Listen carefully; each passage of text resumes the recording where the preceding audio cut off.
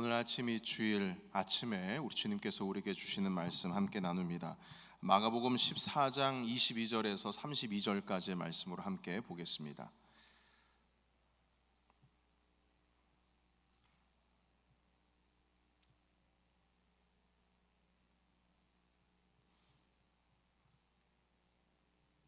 네, 마가복음 14장 22절에서부터 31절까지의 말씀, 우리 다 같이 한 목소리로 주의 말씀 읽겠습니다. 자, 시작.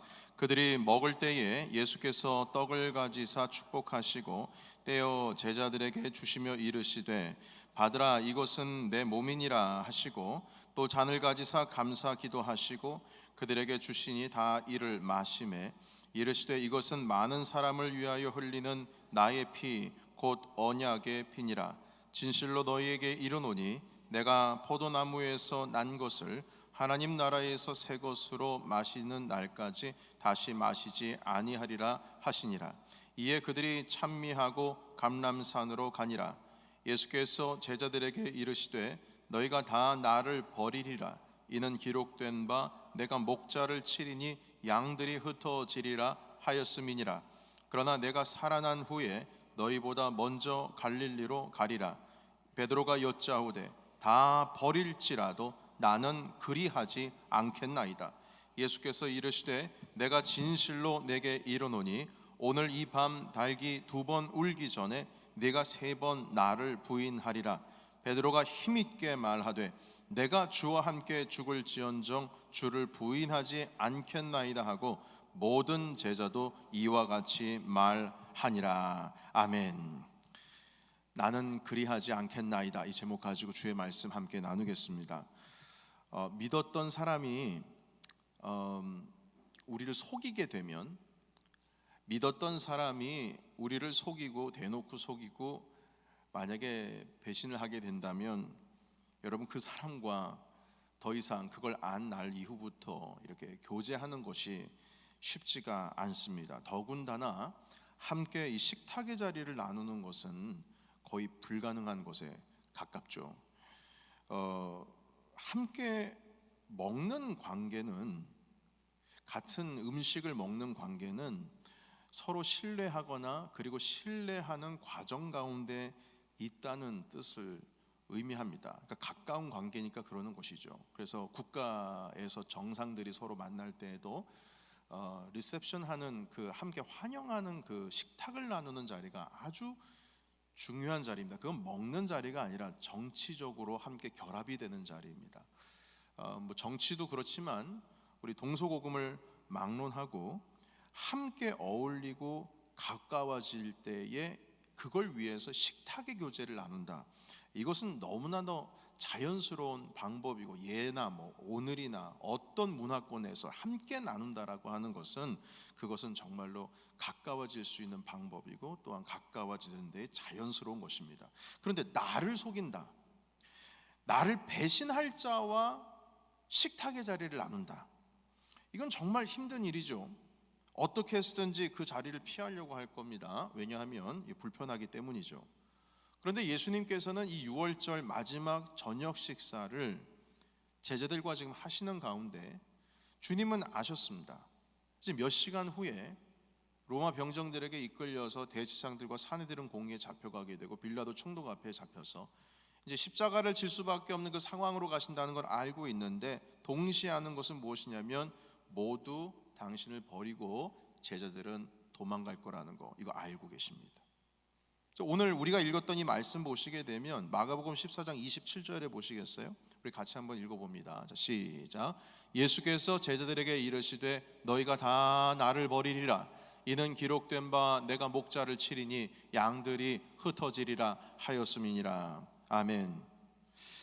예수님께서 너희들이 다 나를 버릴 거 내가 이미 알고 있다, 이렇게 말씀하시는데, 이 말씀 듣고 가장 3년 동안 가장 맏형 역할을 했던 베드로가 대답합니다. 다 버릴지라도 나는 그리하지 않겠습니다. 29절에 있는 말씀이죠. 다 버릴지라도 나는 그리하지 않겠습니다. 여기 제 동생들 11명들 다 주님 버려도 저는 안 그렇겠습니다. 그러지 않습니다. 주님. 그러나 예수님께서는 더 나아가서 이 베드로가 어떻게 주님을 버릴 것인지에 대해서 구체적으로 말씀해 주셨어요. 뭐라고 하셨냐면 오늘 이 밤에, 오늘입니다. 오늘 이 밤에 닭이 2번 울기 전에 베드로 너는 나를 3번 부인할 거다. 그러니까 시간, 날짜, 그리고 어떻게 부인할지 그 몇 번 부인하는 것까지 다 구체적으로 다 말씀해 주셨어요. 자, 그러자 31절에 보면은요, 베드로가 그 말씀을 듣고 나서 한 번 더 부인합니다. 그러니까 죄송합니다. 한 번 더 확신 있게 말합니다. 뭐라고 말하냐면 힘주어서 말합니다. 힘주어서 말하는데 이 힘주어서 말한다라는 이 뜻은 절대로의 의미가 담겨 있습니다. 힘있게 말하되, 절대로, 결단코. 주님, 결단코 그렇지 않습니다. 절대 그렇지 않습니다. 내가 주님과 함께 죽을지언정 절대로 주님을 모른다고 하지 않겠습니다. 주님 저 믿어주세요. 나 주님 배신하지 않습니다. 그러자 나머지 제자들도 주님 절대 부인하지 않겠다고 모두 말했어요. 왜냐면 형님이 그렇게 얘기하니까 그 동네 동생뻘들, 지금 3년 동안 주님 쫓아다녔던 제자들이 저희도 안 그래요 주님, 저희가 왜 그럽니까? 그렇지 않습니다. 그러나 주님은 아셨습니다. 그들이 모두 주님 부인하고 도망할 것을 말입니다. 자, 그런데 여러분, 그렇다면 우리 예수님께서 제자들이 모두 주님을 버리고 떠날 것을, 도망갈 것을 다 아시면서, 이들이 배신할 것을 아시면서 어떻게 이들과 식탁의 교제를 나눌 수가 있었을까요? 여러분들은 그러실 수 있으시겠어요? 지금 이 사람이 나를 배신하고 떠나갈 거라는 걸 뻔히 다 알고 있는 상황에서 그 사람이랑 얼굴에 철면피 깔고 그리고 나서 식사할 수 있냐 이 말인 겁니다. 도대체 예수님께서는 제자들에게 뭘 기대하시길래 이들과 함께 식탁 교제를 하셨냐는 것이죠. 여러분, 예수님께서 자기 자신을 배신할 제자들과 함께 식탁만 나눈 것이 아닙니다. 주님께서는 제자들에게 성찬이라고 하는 것을 나눠주심으로, 다시 말해서 주님의 몸과 피를 바로 그 성만찬, 만찬의 그 저녁 식사를 하는 가운데에 나눠주심으로써 우리에게, 그러니까 그때 당시 제자들에게 구원의 은혜를 체험케 하시고 경험케 해주시고 가르쳐 주셨습니다.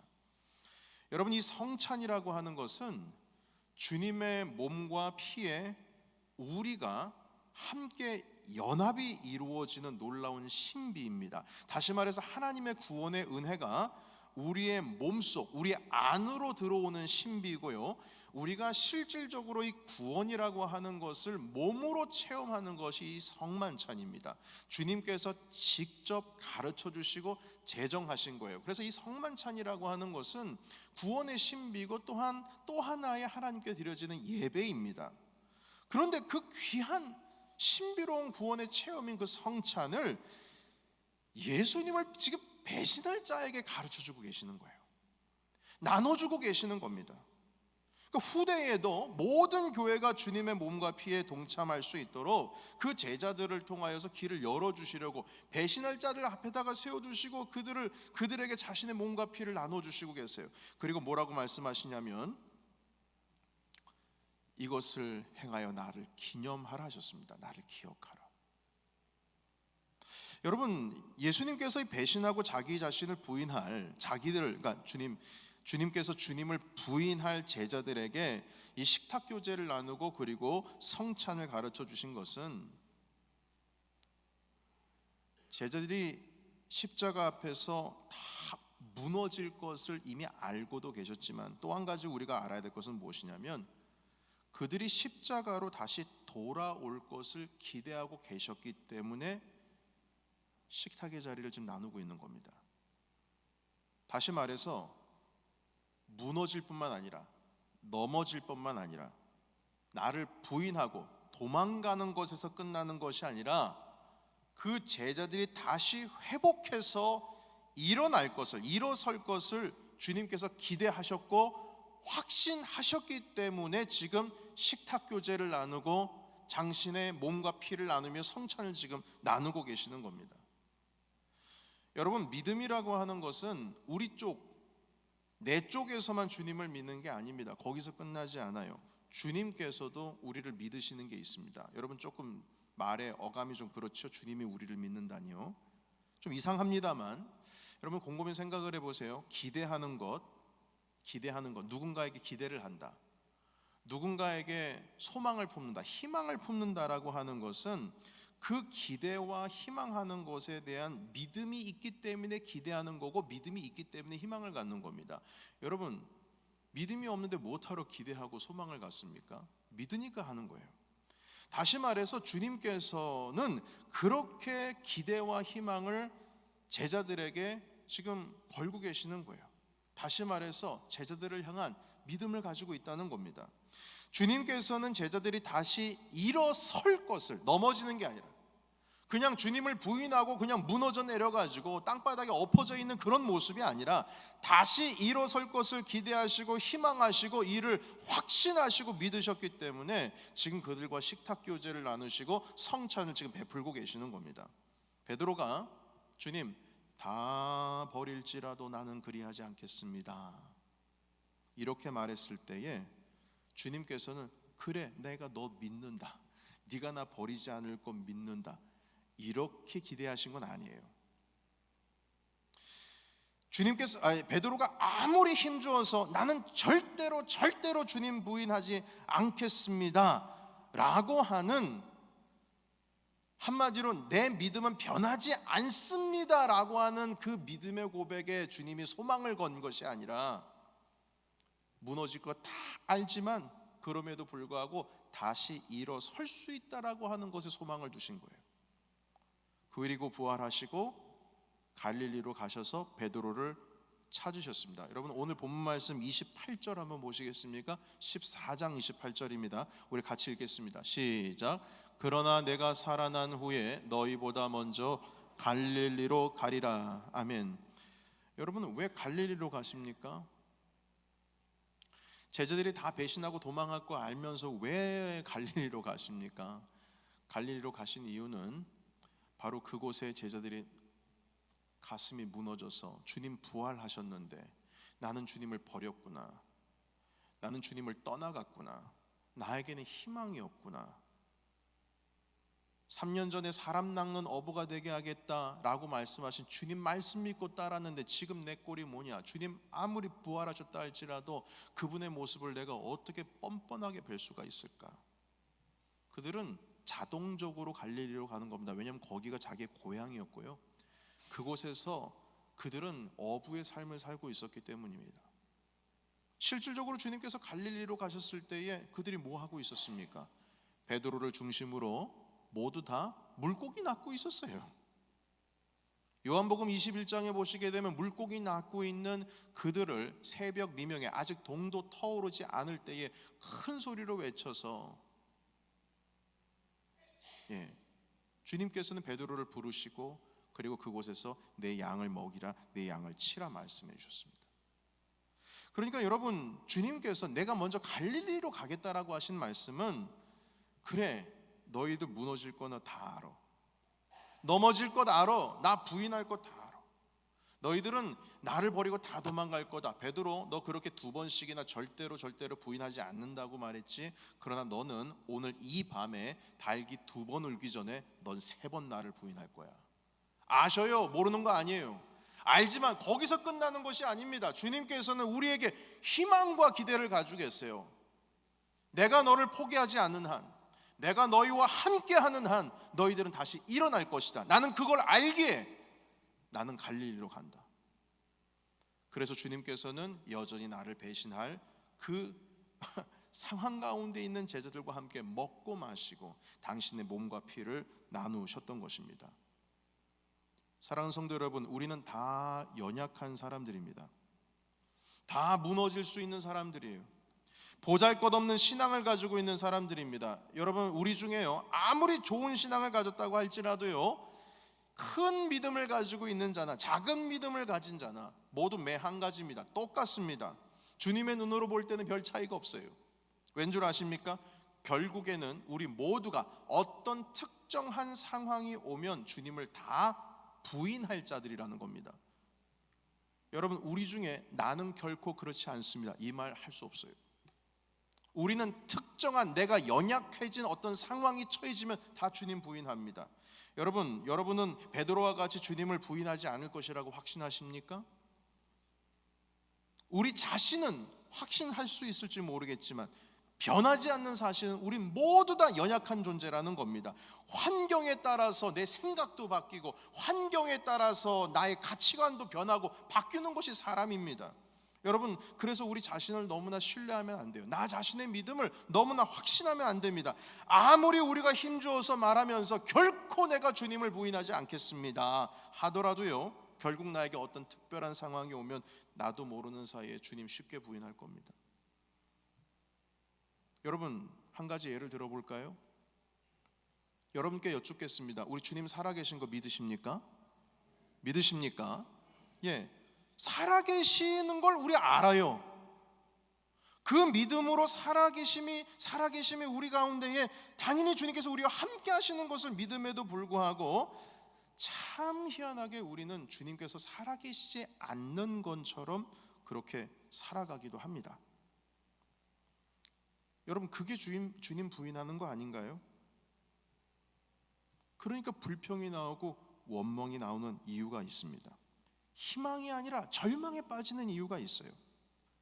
주님이 살아계심에도 불구하고 희망이 아니라 절망과 좌절에 빠져서 살아가게 된다면 그건 주님이 살아계시는 걸 알매도 불구하고 그건 진실이에요. 주님께서 살아계심에도 불구하고 주님께서 살아계시지 않는 것처럼 그런 믿음으로 삶을 살아가는 것과 똑같은 겁니다. 다시 말해서 우리가 입으로는 구체적으로 주님을 부인하지를 않는다고 하더라도 우리의 삶이 거짓말을 못해요.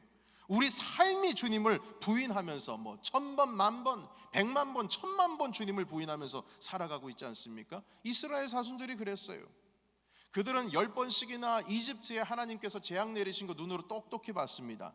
자기들이 머물고 있는 고센 땅은 해를 당하지 않아요. 유월절을 경험하면서 주님께서 말씀해 주신 유월절에 어린 양의 피를 문설주에 바른 집은 다 살았어요. 그걸 자기들이 경험했습니다. 심지어는 홍해바다가 갈라지는 걸 보고 그것을 걸어갔어요. 그런데요, 광야에 들어가자마자 첫 번째 도전이 나타납니다. 어떤 도전이냐면 물이 없어요. 두 번째 도전이 나타납니다. 먹을 게 없어요.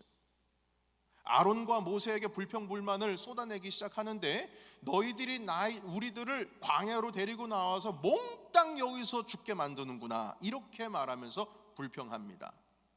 그들은 하나님이 살아계신 걸 알아요.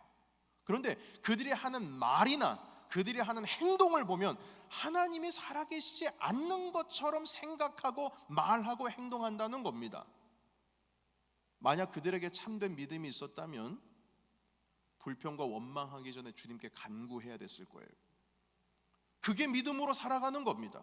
그러니까 우리가 아무리 주님을 경험하고 내 삶으로 주님의 임재를 안다 할지라도 어떤 특정한 상황에 딱 들어가게 되면 나도 모르는 사이 주님 살아계신 걸 알면서도 꼭 살아계시지 않는 것처럼 우리가 살아간다는 겁니다. 그것이 주님을 부인하는 거예요. 우리와 함께 하신 주님이 옆에 계심에도 불구하고 우리의 삶으로 주님을 모른다고 하는 겁니다. 코비드 팬데믹이 시작되었을 때였습니다. 2020년 3월 셋째 주에 시작이 되었으니까요. 그 해에 2월 마지막 째 주일에 우리 교회 총동원 주일이 있었습니다. 2019년 우리가 지금 함께 예배를 드리고 있는 이곳으로 우리가 들어와서 함께 예배를 시작하게 되었고, 2019년 12월에 우리 교회 중직자들 임직식을 마쳤습니다. 그리고 2020년 시작과 함께 부흥을 꿈꾸면서 2월 마지막 째 주일에 한 40일 동안 VIP 품고 열심히 기도하면서 전도해서 이웃 초청 주일을 했거든요. 새 성전에 들어와서 처음으로 우리의 이웃들과 가족들을 초청하는 것이기 때문에 우리 안에 희망도 가득했고 꿈이 가득했습니다. 그리고 정말 많은 분들 오셨어요. 그리고 적지 않은 수가 정착을 했고 우리와 함께 가족이 되셨습니다. 그런데 그 이후 초청 주일을 하고요, 딱 3주 지나서 교회 문 닫았습니다. 그 이유는 아시다시피 코비드 19 팬데믹이 이미 시작이 되었기 때문입니다. 3주입니다. 그때 제 마음에는 주님, 진짜 우리 주님은 기묘하시다. 어떻게 우리에게 이렇게 1년에 멈추지 않는 시련을 주실까? 이런 원망이 있었어요. 주님의 집을 지으면서 참 힘든 시간을 보냈습니다. 그리고 이 어려운 시기를 다 지나고 나서 이제 좀 다시 시작하려고 할 때 왜 이런 시련이 다시 시작되는 걸까? 사실 우리 교회만 힘들겠습니까? 다 힘들었잖아요. 우리 성도들도 삶이 얼마나 힘들었습니까? 그걸 알면서도 왜 주님께서는 그러셨을까? 그리고 제 마음 가운데 불안이 들어오기 시작했어요. 이 팬데믹을 거치면서 우리가 이 어려움을 잘 감당할 수 있을까? 이겨낼 수 있을까? 걱정이 정말 말 그대로 태산 같았습니다. 심지어는 기도도 되지 않아요. 여러분, 저도 연약한 사람입니다. 성도들의 삶도 주저앉을 수밖에 없는 상황 아닙니까? 그걸 보면서 몰려오는데, 두려움이 몰려오는데요, 여기저기에서 희망을 발견해서 희망의 메시지를 우리 성도들한테 선포를 해야 되는데 제 마음조차 이 희망을 찾는 거 쉽지 않은 거예요. 그러니까 죽기 살기로 설교한 겁니다. 죽기 살기로. 내 믿음 가운데 이 마음속에 큰 믿음 달라고, 주님, 제가 이때에 성도들의 삶 가운데 희망의 메시지, 주님 믿음의 메시지를 전해야 되지 않겠습니까? 왜 제가 이렇게 불안해합니까? 저도 죽기 살기로 설교했어요. 유튜브 방송 그리고 일부 예배는 주차장에서 예배를 드렸죠. 비가 오나 눈이 오나, 태풍이 부나 눈보라가 치나 폭풍이 부나 일부 예배 한 번도 중단된 적 없습니다. 눈비 맞아 가면서 했어요. 그렇게 우리가 목숨처럼 새벽 기도회와 이 주일 예배를 그렇게 지켜냈지만, 그럼에도 불구하고 제 마음 한켠에는 여전히 불안한 마음이 일정 기간 계속 지속이 되었습니다. 여러분, 이것이 주님이 살아계시지 않는 것처럼 사는 것과 같은 겁니다. 주님이 살아계시는데 하나님을 의지하지 않고 오히려 뭘 의지하냐면 걱정을 의지해요. 한국에서 어떤 교회 성도님이 그런 얘기 하시더라고요. 한 목사님께서 우리 믿음을 키우기 위해서 일주일 동안 걱정과 불안을 하지 않는 숙제를 하자, 삶의 숙제. 그랬더니 그 성도 어떤 한 분이 다음 주에 오셔가지고 성경 공부하시다가 이런 말씀을 하셨대요. 목사님, 걱정 염려 안 하려고 그러니까 너무 힘들대요. 차라리 걱정을 그냥 마음껏 해버리니까 너무나 속 편하다는 겁니다. 염려를 막 해버리니까 차라리 마음이 편하대요. 그게 뭡니까? 염려와 걱정을 의지하는 거예요. 입으로는 우리 주님 부인하지 않아요. 주님 살아계신다고 다 고백합니다. 주님이 나와 함께 하신다고 고백해요. 그런데 우리의 삶이 거짓말을 하지 않습니다. 주님을 부인하면서 사는 거예요. 주님이 살아계시는데 왜 주님이 살아계시지 않는 것처럼 생각하고, 주님이 살아계시지 않는 것처럼 행동하고, 주님이 살아계시지 않는 것처럼 살아가느냐는 겁니다. 우리는 결코 절대로 힘주어서 나는 결단코 그리하지 않겠나이다 말하면서도요, 우리의 삶은 그렇게 살아가고 있다는 거죠. 여러분, 그럼에도 불구하고 우리에게 희망이 있습니다. 왜냐하면 우리가 그렇게 주님을 부인하고 산다고 할지라도 하나님은 결코 우리를 포기하지 않으시기 때문입니다. 우리를 향한 희망과 우리를 향한 기대를 주님께서는 저버리지 않으십니다. 그러시니까 식탁의 자리를 함께 나누시는 거예요. 그러니까 제자들에게 성만찬을 가르쳐 주시고 몸소 체험케 하신 겁니다. 여러분, 주님은 이미 우리가 그렇게 살 것을 아셨을 거예요. 나는 그리하지 않겠습니다, 이렇게 말한 우리가 주님을 부인하지 않고, 우리가 주님을 부인하지 않고 주님께서 살아계심을 믿음에 확신하면서 살아갈 것을, 우리가 변치 않을 것에 대한 희망과 기대와 믿음을 가지신 것이 아니라 우리 부인할 것 다 아세요. 그럼에도 불구하고 넘어질 것도 아세요. 넘어질 것을 아세요. 그럼에도 불구하고 하나 더 아시는 게 있습니다. 그건 무엇이냐면, 그럼에도 불구하고 주님이 우리와 함께 하실 때 우리가 다시 일어설 것도 주님께서는 아시는 줄로 믿습니다. 왜냐하면 주님이 포기하지 않기 때문이에요. 주님이 포기하지 않으시면 어느 누구도 넘어지면 다시 일어설 수가 있는 줄로 믿습니다. 제자들 11명 다 일어섰어요. 다 일어섰어요. 그런데 한 명이 못 일어났어요. 가룟 유다입니다. 여러분, 주님께서는 다시 일어선 그들을 만나기 위해서, 베드로를 만나기 위해서 베드로를 찾아가셨어요. 그리고 내 양을 먹이라고 하셨습니다. 그러나 가룟 유다는 일어나지 못했습니다. 주님은 포기하지 않으셨는데요, 스스로가 포기한 거예요. 주님은 포기하지 않으셨는데 스스로 포기한 거예요. 왜 주님이 포기하지 않으셨는지 아십니까? 그걸 어떻게 할 수 있는지 아세요? 여러분, 주님께서 이제 성경 보시게 되면 이 음식 그릇에 나와 같이 손 넣는 자가 바로 그다, 나를 팔아버릴 자다라고 주님 말씀하셨거든요. 배신할 거 안 거예요. 베드로도 배신할 거 알았지만 가룟 유다도 배신할 거 아셨어요. 손 넣는 자, 그런데 손 같이 넣는데 누구랑 같이 손 넣었어요? 가룟 유다와 주님의 손이 딱 맞닿았네요. 가룟 유다 깜짝 놀랐을 거예요. 여러분, 같이 손 넣는다라는 의미는요, 주님 옆에 앉았다는 뜻이에요. 아니면 앞자리에 앉았다는 뜻이겠죠. 가장 가까운 사람이 가장 옆자리 혹은 앞자리에 앉는 거예요. 여러분, 생각해 보세요. 나를 배신할 자와 함께 얼굴 맞대고 식사한다는 거, 나를 배신할 자와 함께 바로 옆에서 식사한다는 거, 반찬 그릇 가운데에 밥그릇 가운데 같이 손을 넣어서 맞닿을 바로 그러한 거리 가운데서 어떻게 식사를 합니까? 그러나 주님께서는 희망을 가지고 계시기 때문에 가룟 유다도 품을 준비를 하고 계신 거예요. 당신의 사람들을 끝까지 사랑하셨다, 주님 말씀하고 계세요. 그런데 베드로는 일어섰는데 가룟 유다는 무너졌어요. 왠 줄 아십니까? 가룟 유다는 스스로가 포기했거든요. 여러분, 예수님께서는 우리를 향한 기대와 희망과 믿음 때문에 주님을 다 버릴 것 알고 계심에도 불구하고 식사를 나누셨고, 그 신비가, 놀라운 신비, 구원의 신비가 담겨있는 성찬을 우리에게 나눠주셨고, 주님 다시 오실 때까지 이 몸과 피를 나누며 주님을 기억하라고 말씀하셨습니다. 사랑하는 성도 여러분, 그래서요, 우리 자기 자신이 넘어지지 않을 것에 대해서 너무 확신하지 마시기 바랍니다.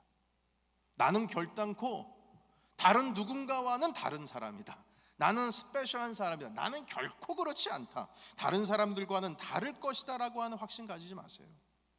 나는 언제나 옳고, 나는 언제나 바르고, 나는 언제나 다른 사람과 비교했을 때 더 헌신된 사람이라고 하는 것에 대해서 너무나 확신하지 마세요. 우리 결국 다 무너지고 넘어질 사람들입니다. 때와 시간과 상황만 다를 뿐 우리는 언제나 어디서나 넘어질 사람이고, 지금 이 순간에도 나도 모르는 사이에 넘어지고 있는 사람들입니다. 주님 말씀하셨어요. 너희들 다 나를 버린다. 거기에 나는 해당되지 않을 거라고 생각하지 말라는 겁니다. 여러분, 그러나 한 가지 잊지 말아야 될 것이 있어요. 그럼에도 불구하고 주님이 우리를 포기하지 않으신다. 우리를 향한 주님의 기대와 주님의 믿음을 거두지 않으신다. 주님이 포기하지 않으시기 때문에 우리 스스로가 나만 포기하지 않으면 우린 다시 일어설 수 있다. 여러분, 주님께서는 우리가 넘어지지 않을 것을 믿으신 게 아니라는 거예요. 우리가 주님을 부인하면서 살지 않을 것에 대해서 믿는 게 아닙니다. 우리가 언제나 옳고, 언제나 헌신되고, 언제나 그렇게 의롭게 살아갈 것을 확신하고 우리에게 기대하신 게 아니에요. 우리 무너질 거 다 아세요. 그러나 주님만 포기하지 않으신다면 우리가 다시 일어설 것을 아시고, 그리고 우리에게 소망 품으시고 기대를 하신다는 겁니다. 그래서 여러분, 주님은 그래서 우리에게 사명 맡기시는 겁니다. 그럼에도 불구하고 양을 먹이라고 베드로에게 말씀하셨던 것처럼 우리에게 그렇게 말씀하세요. 그래서 교회를 세우라고 우리를 세워주신 겁니다. 그리고 가정을 세우라고 주님께서 오늘도 말씀을 하시는 겁니다. 나는 그리하지 않겠나이다. 나 안다. 너희들 무너질 거 다 안다. 그럼에도 불구하고 내가 너를 포기하지 않으니 너는 가정을 세워라. 너는 교회를 세워라. 내 일터를 세워라.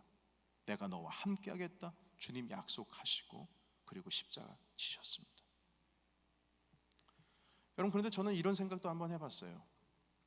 만약 나는 그리하지 않겠습니다, 이렇게 얘기했던 이 베드로가 이 말을 딱 해놓고 정말로 나중에 보니까 주님을 만약에 베드로가 부인하지를 않네. 부인하지 않고 주님께서 그 가신 길을 묵묵히 핍박을 받아가면서 만약에 그 순간 주님께서 달리신 그 십자가까지 주님을 부인하지 않았다면 여러분 어땠을 것 같아요? 여러분 한번 상상력을 한번 펼쳐보세요. 만약 주님을 베드로가 부인하지 않았다면, 다 부인했는데 나는 결코 부인하지 않겠다라고 했던 그 베드로가 부인하지 않았다면 어떻게 됐을까요? 주님 보세요, 당신이 틀렸고 내가 맞았어요. 주님이 틀렸고 내가 맞았어요. 보세요, 내가 말한 대로 하잖아요. 내가 맞았어요. 난 주님을 부인하지 않았어요. 여러분 조금 이상하지 않습니까? 만약 정말로 주님을 부인하지 않았다면 여러분 그는 의로움이 남아있는 거죠. 만약 그렇다면 그의 의로움, 나는 주님을 부인하지 않았다, 그래서 남는 게 뭐가 있을까요? 여러분 남는 것은요, 내가 내 의로움으로 내 의로움을 지켰다는 그 하나만 남는 겁니다. 그 이후로 모든 것은 자기 자신의 의로움으로 할 거예요. 교회를 세우는 것도 내 의로움으로 세웁니다. 왜냐하면 나는 그렇게 안 했다 이 말이에요. 내가 잘했다 이 말인 겁니다. 가정을 세울 때도 그렇게 세울 거예요. 내 의로움으로 세울 겁니다. 이렇게 해야지 세워지는 거야. 나 봐, 나 주님 부인 안 했잖아. 자기의 신앙도 그렇게 세워나가고 다른 사람들의 신앙도 그렇게 세워갈 수 있도록 해줄 겁니다. 봐, 나 주님 부인 안 했어. 나처럼 너도 그렇게 해야지.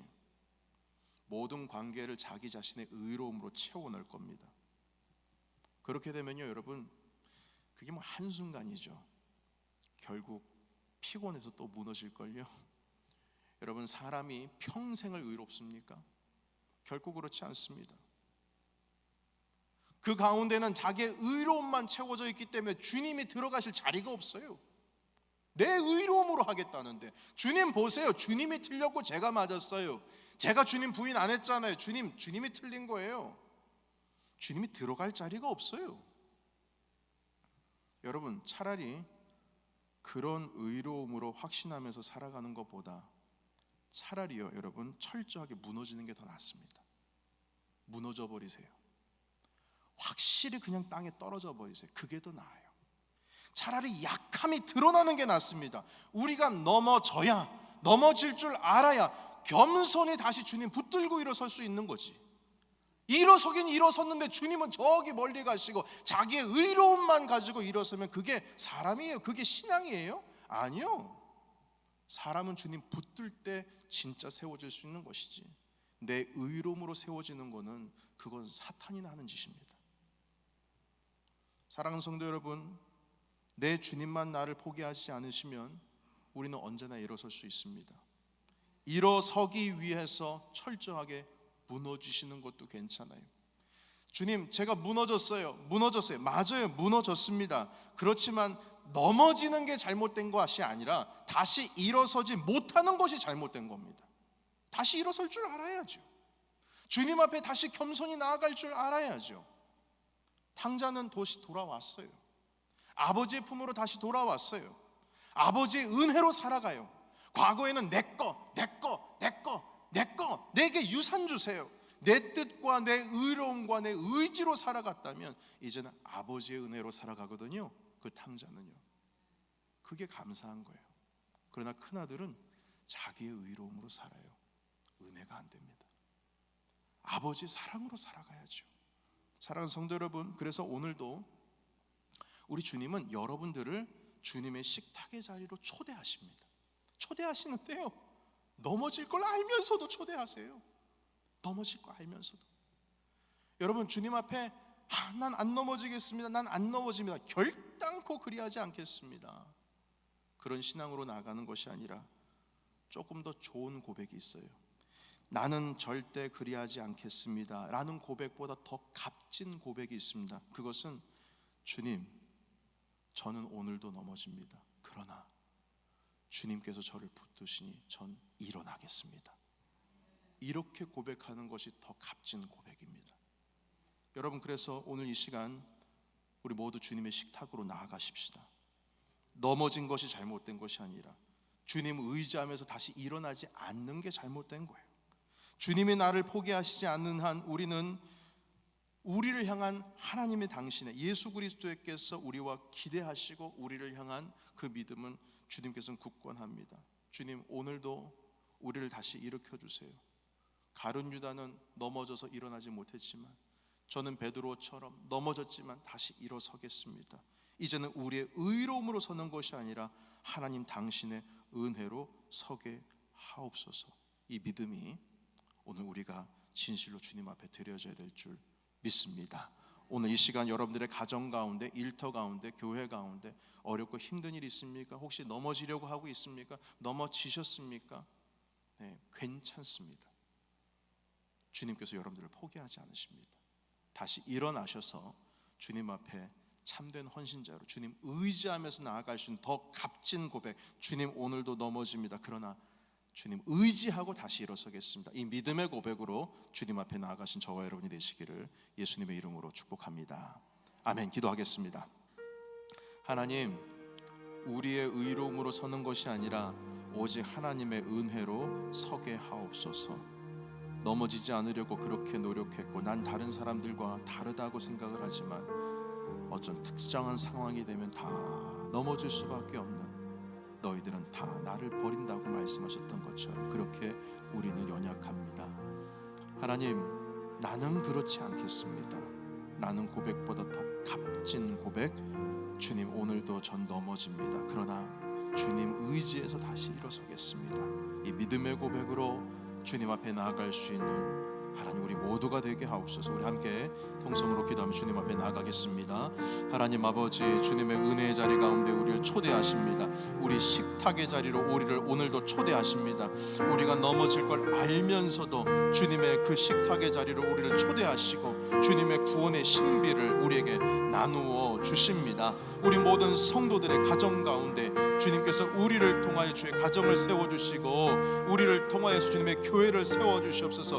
우리가 완벽해서 주님께서 우리를 쓰시는 것이 아니라 우리가 연약하기 때문에, 그러나 주님을 의지하고 일어설 수 있기에 하나님 아버지 주님께서 우리를 사용하여 주신 줄로 믿습니다.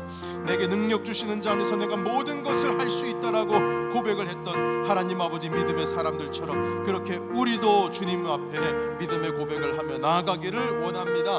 이 시간 이 자리 가운데 오셔서 오직 주님을 의지하는 심령으로 주님의 교회를 세우며 주님의 가정을 세우며 내가 속해 있는 일터 가운데서 하나님의 뜻을 이루어나갈 수 있는 우리 모두가 되게 하여 주시옵소서. 하나님, 오늘 어린이 주일입니다. 우리 사랑하는 가정 가운데에 주님 오늘의 이 믿음의 고백을 허락하여 주시옵소서. 주님, 오늘도 우린 넘어집니다. 그러나 주님 의지하고 다시 일어서겠습니다. 하나님, 이 믿음으로 내 의로움으로 서는 것이 아니라 오직 당신의 은혜로 서게 하옵소서. 예수님의 이름으로 기도하옵나이다. 아멘. 우리 함께 믿음